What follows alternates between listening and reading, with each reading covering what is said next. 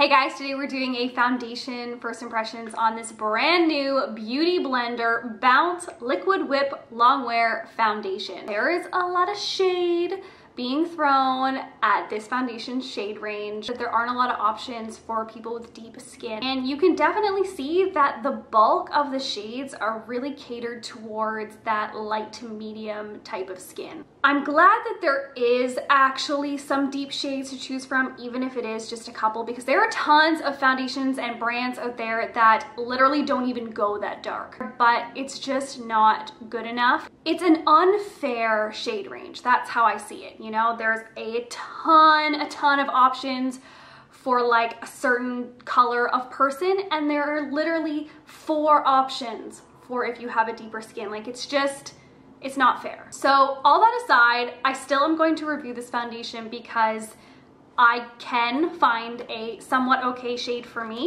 So this is what the packaging looks like. I did swatch it yesterday when I got it in the mail. I got the shade 1.30, which described itself as light with a warm undertone. Okay, so swatch time. This is the Beautyblender foundation in the shade 1.3 that I am trying today. This is the Estee Lauder Double Wear Foundation in 1W1.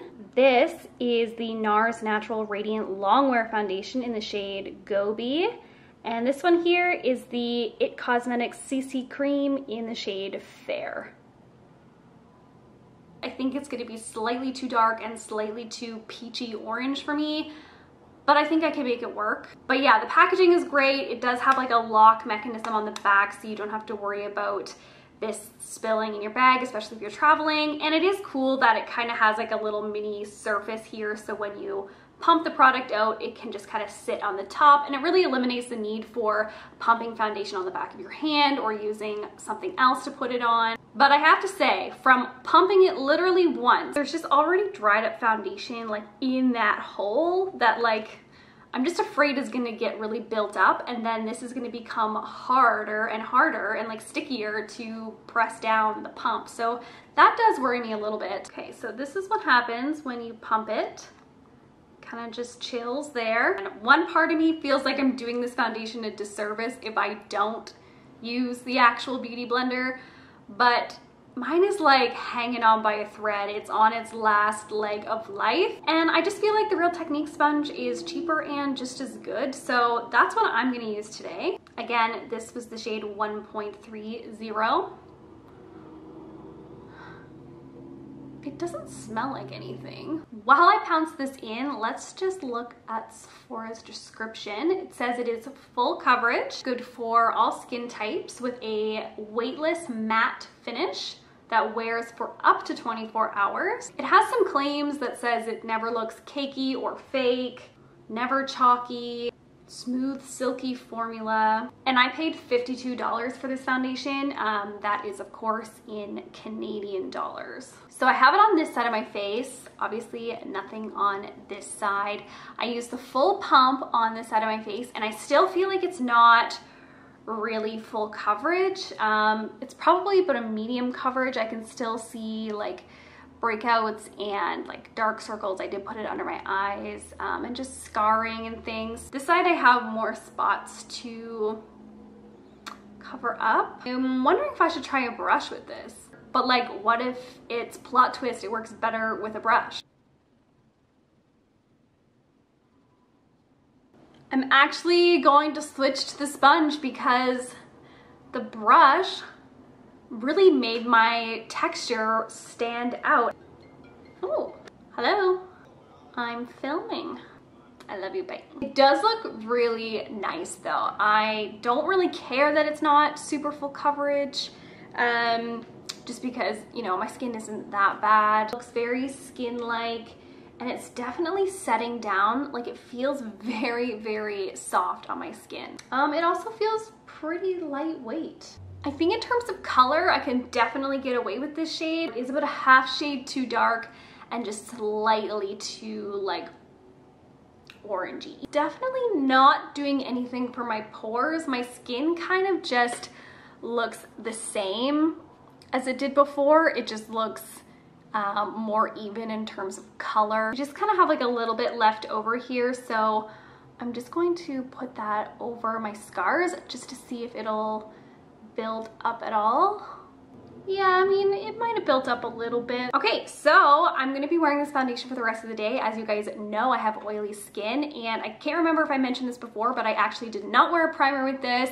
I don't usually wear primers when I am doing a foundation first impressions because I kind of just want to see how the foundation wears on its own. And obviously, I'm not gonna be powdering it. There might be a tiny bit of transfer, almost like as if you just put a powder on your face and then touched your face. Like, kind of just like that, but I don't feel like the foundation is coming off when I'm touching it. Okay, so I will see you guys later. Okay, so the foundation has been on for about half an hour. It still looks totally great. I just wanted to say that it has like completely set down. It's not feeling like transfery or sticky or anything like that.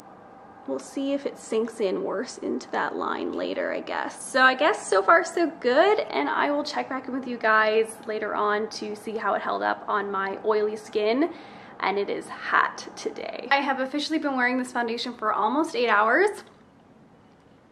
I'm pretty shiny. And I actually found that I was getting shiny around the 3-hour mark. I mean, it is really hot and really humid today, but I still was in an air-conditioned place. I don't know. You can definitely see the glare on my nose and on my forehead as well. I think you can tell kind of where it wore off just because the color is a little bit too warm orangey for me. So when my skin shows through, it looks a little bit of a different color, like on my chin. And yeah, like I said, it didn't stay matte very long. However, it doesn't look bad. And if you guys have watched any of my videos, you kind of know that I'm okay with getting shiny throughout the day as long as it doesn't like separate or crumble or look absolutely cakey disgusting, which this one didn't really do. Like, it looks nice. I don't think that it made my creases look a lot worse. I think it was just overall a good foundation, probably the best for people with a normal skin type. Maybe a little bit combo, maybe even a little bit dry, but if you have really oily skin and you really want to control those oils, then I definitely think this one's probably not for you. Actually, it reminds me a lot of the Stila Stay All Day foundation.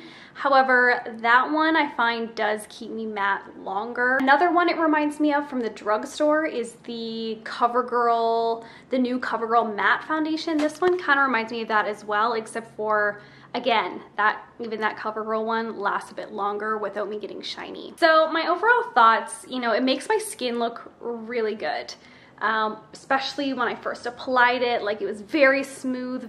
And obviously the shade range situation. Check out Jackie Ina's video on this foundation if you do have darker skin and you kind of want to see what that looks like. But I just feel like it's a very unfair range because there are a lot of options for kind of that light to medium skin, but very few options for very fair, as well as obviously very deep. It just would be nice if it was like evenly distributed. Anyway, those are my thoughts on it. I hope that you guys enjoyed this video. Please subscribe to my channel if you want to see more videos from me. I upload new ones every single week. I have some really exciting ones coming, and I'm even going to be doing a giveaway, so make sure you're subscribed so that you get that announcement. I love you so much, and I will see you in the next one. Bye.